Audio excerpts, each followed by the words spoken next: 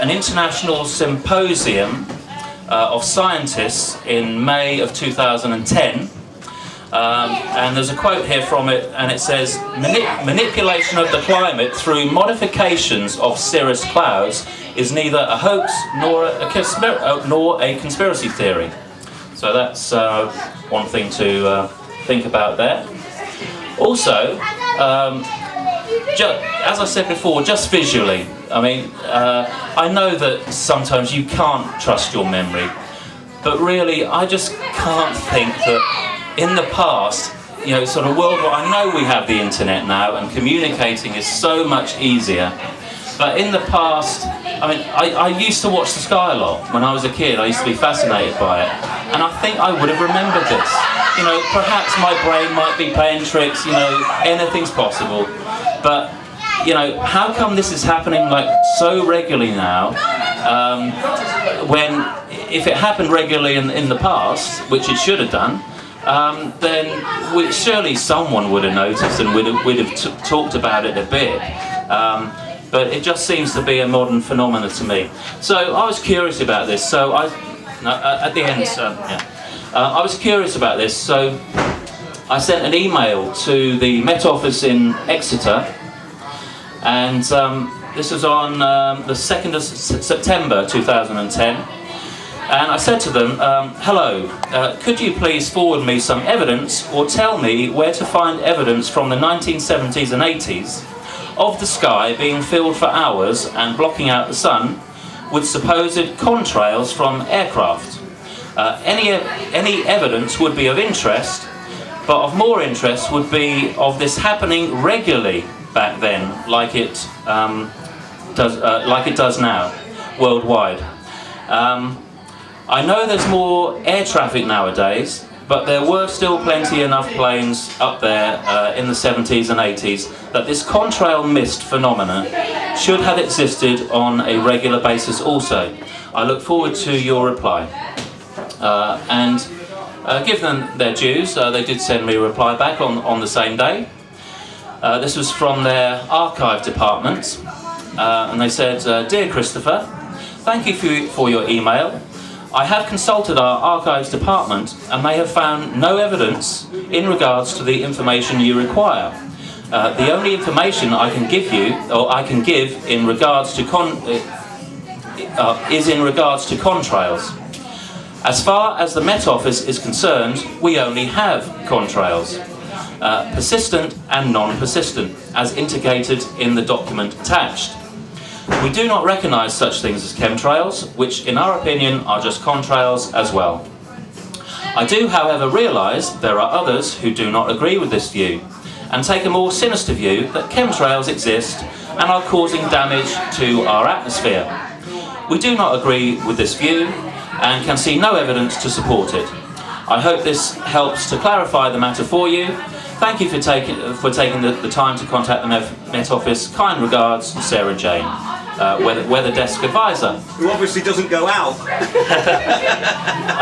So, you know, I would have thought it was quite easy, you know, unless they're lying to me, unless they really just couldn't be bothered with my inquiry, unless they're just being rude, they must surely have loads and loads of photographs, if not videos, of this phenomenon, because we have this happening every other day virtually. So there must be lots of stuff from the past. But they're saying that this doesn't exist. I did send them a little email back saying that thanks, I think you've answered my question for me. And I said basically you're not allowed to tell me this. I mean, the Met Office is a branch under the Ministry of Defence, and I've got a very interesting expose on the Ministry of Defence, which I'll be reading to you from the Guardian newspaper or online version in a minute.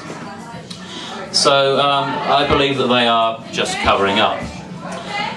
So we've got the visual evidence there, or non-evidence when asked for.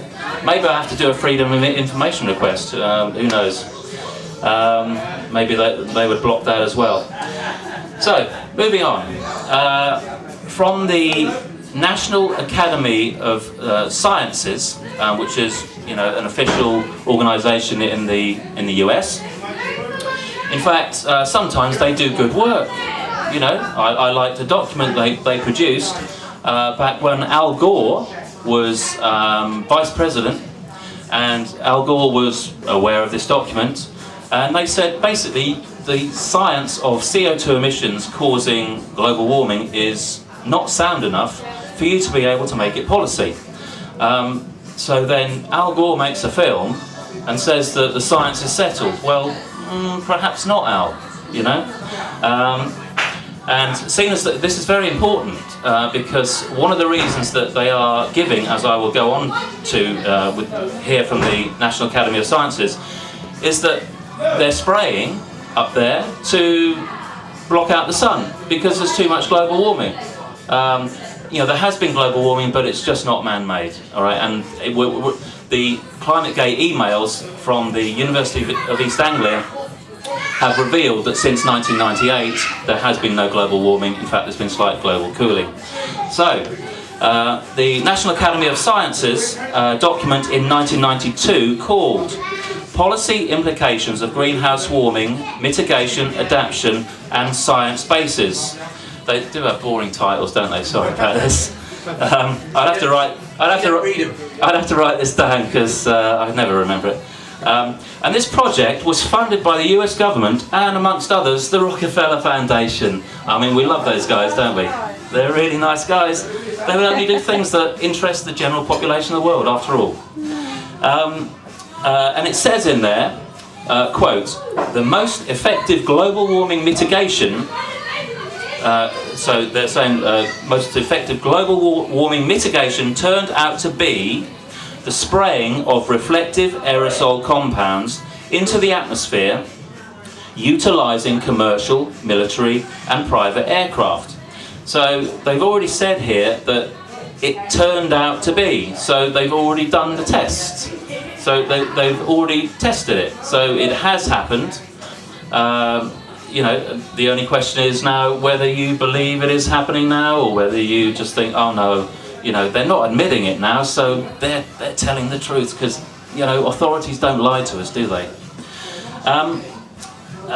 Also, there is another document entitled Geoengineering, a Climate Change Manhattan Project. And this was published in the Stanford Environmental Law Journal in 1998. And this basically said that this spraying could also be conducted covertly to avoid the burdens of environmental regulations. So, they're saying that this could be done, and, people can look up and think, oh, it's just contrails, Then we move on to actual patents. So there have been companies out there that have filed patents, such as US patent number 5003186, filed in 1990, issued in 91, by the Hughes, that's Howard Hughes, if anyone remembers good old Howard, the Hughes Aircraft Company. And the patent was for stratospheric Wellsback seeding for reduction of global warming. And I found it very hard to find out actually what Wellsback materials were. They're known as Wellsback materials. The best I could do was find something called thorium oxide, but that was as far as I got. But within that, they also quote that aluminium oxide is very good as well. And there have been a lot of people finding, when they've been doing their own independent experiments, that aluminium levels in soils and in water supplies are going through the roof. There was also a US patent 3813875, which was for shooting barium salts up into the atmosphere via a rocket. And barium is another chemical that seems to be coming up in water supplies and soil samples. Moving on to another document, we have the US Air Force. It's a document USAF 2025 weather as a force multiplier owning the weather. So they're talking